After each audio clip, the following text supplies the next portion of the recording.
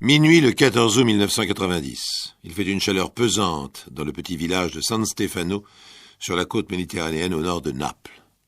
Un groupe d'une dizaine de jeunes gens gravit un sentier qui surplombe la mer. On les distingue parfaitement car c'est une nuit de pleine lune. Celui qui marche en tête doit avoir 18 ans. Il a les cheveux longs, très bruns, le visage émacié. Il est vêtu d'un pull vert et d'un pantalon noir. Il porte en bandoulière un sac de toile. Il y a dans toute son allure quelque chose de frêle, de romantique. Le petit groupe longe un mur et s'arrête devant une grille. C'est l'entrée du cimetière. Le jeune homme en noir la pousse doucement. Une voix féminine retentit derrière lui.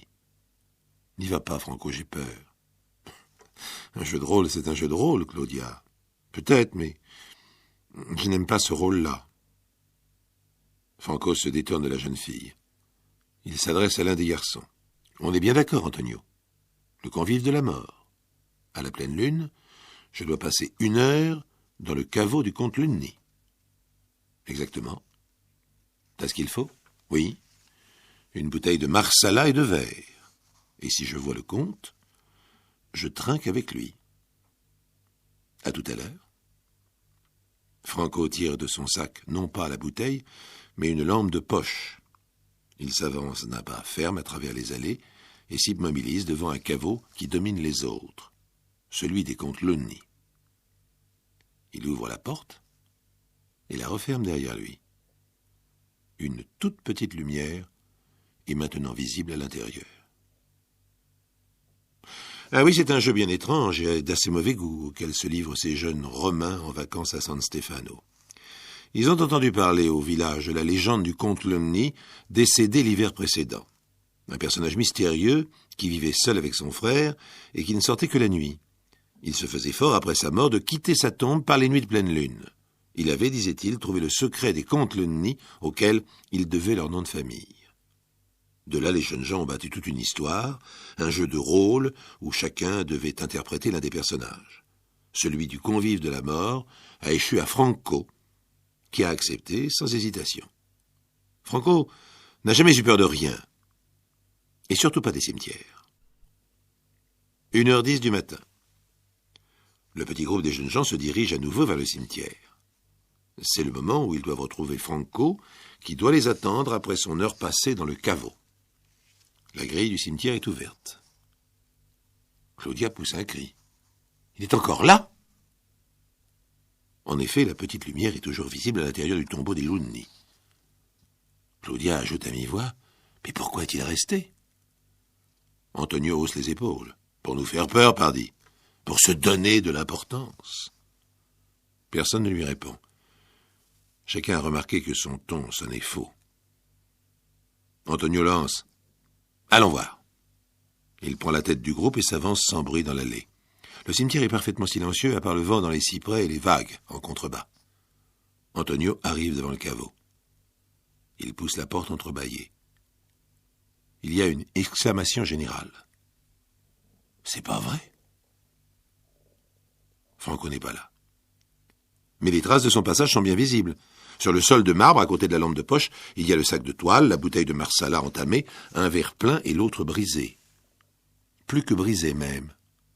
Il a été réduit en miettes, comme broyé par une main gigantesque.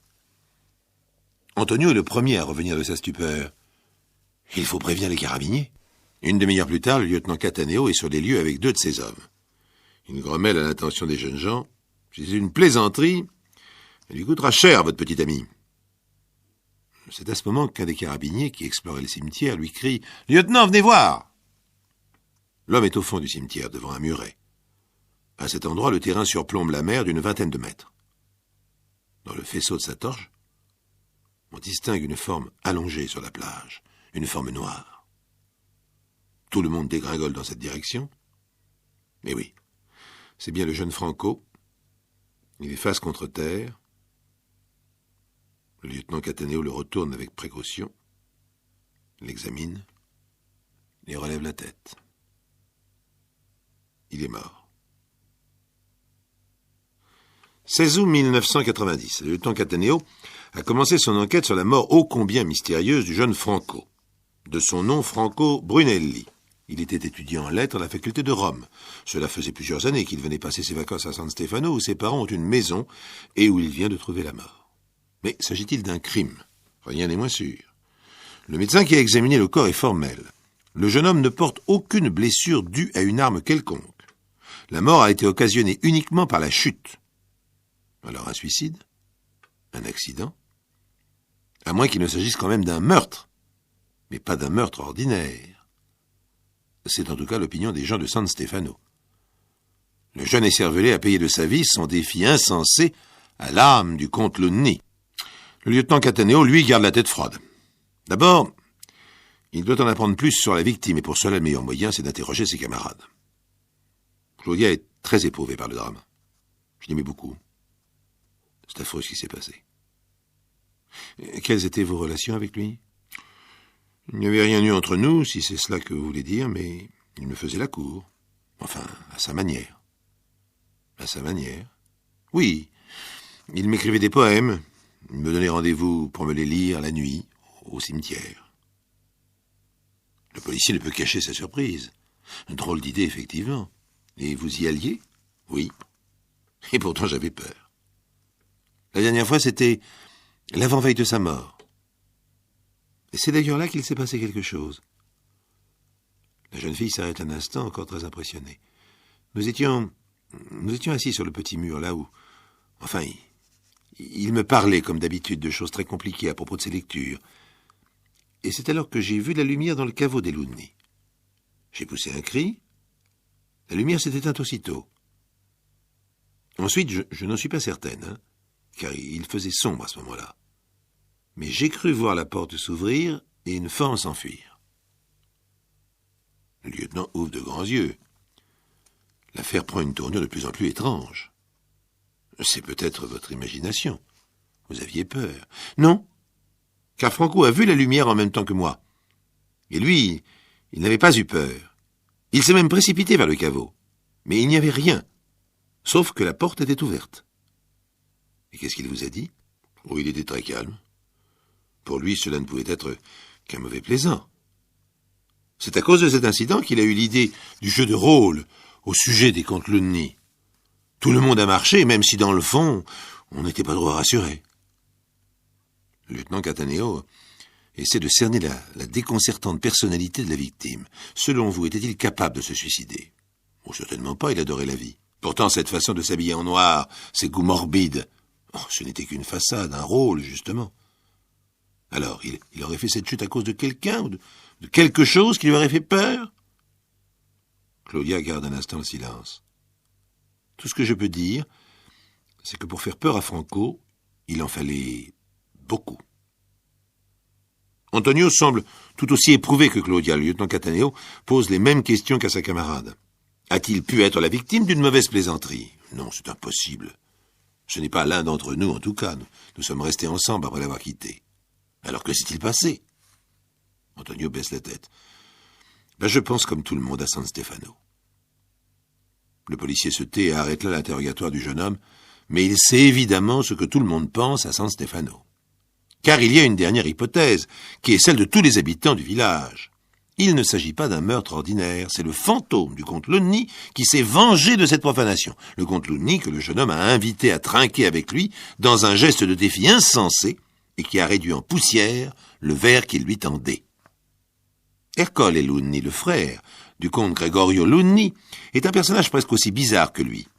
Il habite seul désormais dans la grande bâtisse à moitié en ruine qui surplombe le village. Il reçoit le lieutenant Cataneo avec un ricanement.